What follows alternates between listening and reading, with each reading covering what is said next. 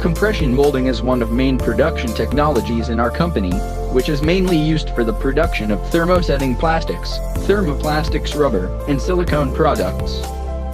This is the mold workshop. Our engineers are designing and making compression molds. That is divided into two parts, male mold and female mold.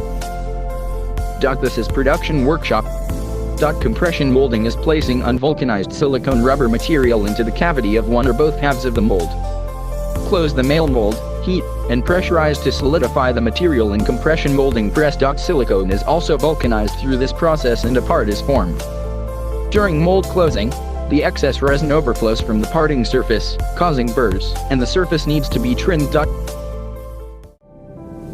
Compression molding is applied to structural parts, connectors, protective parts and electrical insulation parts. This process is relatively cheap. Suitable for large molding product, we can achieve a maximum of 1500 *1500 *1000 millimeters.